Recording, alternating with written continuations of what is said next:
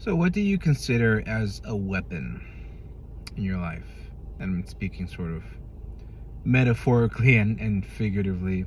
For me, I see a weapon as something that's utilized to bring harm in your life.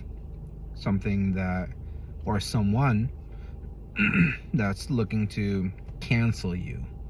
For we're in 2025 and the cancel culture is sort of almost dead, but in 2024 and later, cancel culture was very real.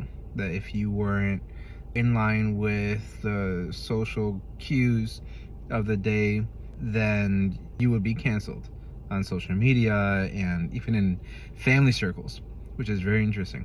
But the Bible speaks about, there's a verse that talks about no weapon formed against you shall prosper. And that's pertaining to any kind of thing that's meant to bring you to your ultimate demise. Spiritually speaking, it's pertaining to any kind of device from the enemy, being, either the devil or spiritual influences that are trying to cause you to slip up, mess up, make mistakes and all this stuff. Even cause you to think a certain way. Thought patterns could be used as a weapon. Ever think about that? And God's design for us is to excel. His design for us is to grow, to learn who he really is, to learn who we really are, and our purpose here in life, our purpose for why we were created and who we're meant to be. It's such a beautiful thing, the way that the Lord brings all of that to being when we start to walk and recognize our true potential and our true abilities and skills, not just in the church, but in everyday life. You are meant to be far more than what you are right now. Ultimately, I see myself, as, an author. I'm currently writing several books. I have yet to complete one right now, but it's on the way. And then also, maybe doing speaking engagements one day. I have done a couple in the past, but very small kind of deals. But there are things that you've been dreaming for. There are things that you've been hoping for and believing for, have yet to see the outcome of that. Don't lose hope. There's always hope. There's always that possibility that may open up for you after the next prayer, after the next step, after the next, believing that what the Lord has for you and you take that next step, it's going to happen for you. I believe it. All because you haven't seen it yet doesn't mean that God isn't working behind the scenes for you. We don't know. We don't know exactly what God has, under his, behind the scenes and, under his sleeves or in his sleeves. It's like, what about this? kind of thing.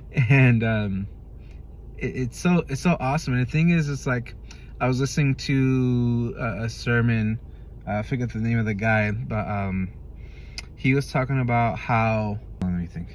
He was talking about how when Jesus was ministering here on earth, his main point wasn't to cause people to convert to him. His desire for the people that were following him were for them to have a change of heart, because it all starts in the heart. Yes, a lot of it's in the mind, but it's the connection between the mind and the heart. And a lot of that, the battle starts in the mind, and it comes to actually becoming fulfilled or ingrained in the heart. And I believe that to be true because I've seen it for myself. As far as my faith goes and what I believe in, it's so ingrained within me because I believe it for myself. Not just knowing, but it's in my heart. I know that Jesus is real. He's alive in me. I've heard him speak to me many times one time audibly, which I talked about in another video, and I wasn't going crazy, and it came out of a place of love. And they say in scriptures that God is a God of love. And it's just so amazing and how all that comes to fruition for me. And what do I want to say? And the enemy hates that. He hates us. You know, the devil, his desire is for all of us to die with our purposes unfulfilled. His desire for us is to take us out, both figuratively and spiritually, in order for us to not achieve our fullest potential. You know, it's never been about conversion. It's never been about, you know, God converting you so that you could be a Christian, or for my fullest ability is to cause everyone that listens to this, or rather, it's never been God's design for his people or those people that follow him to just convert for the sake of converting, to switch teams and, you know, going back and forth. Some people, and I believe God's desire for us is to know who our Heavenly Father is, to know who he is. And even in this book that I'm writing, I'll share more details later, but it's a very heart-heavy book that I can't talk about it now because I may cry. It's actually therapeutic for me. But switching back to the main topic, no weapon formed against you will be able to prosper if you continually have God in the center of your life, recognizing that he is who he says he is, that he is a God of love and he wants the best for you. Even if you just ask God, you know, God, what should I be doing today? Who can I bless today? Who do you want me to talk to? What do you want me to say to them? And just walk in faith, walk in that belief that he's got your back. And even if you are going through a situation where you don't know what to do, just ask for help. He's a good father, you know, and don't be afraid. You know, I'm currently going through, you know, as everyone in business, there's ups and downs to everything. And even though there are ups happening, there are downs happening. As a business owner, it happens all the time. So I'm at peace, because even though the actual full verse is, even though the weapon may be formed, it will not prosper. Even though you may see something that its design was to either ridicule you, to destroy you, to cause you to fall, to cause you to chirp up, to cause you to not reach your fullest potential, it's not an eternal thing if you keep your eyes on Jesus. So I encourage you today to keep your eyes on Jesus. Keep your heart open to him, and you're going to see those things that you've been hoping for, that you've been dreaming for, that you've been believing for, pan out for the good. The Bible speaks about that he causes all things to come together for good to those that are in him. And the whole sort of crux of it, for the weapons to not be prosperous against you, is if you are in the kingdom.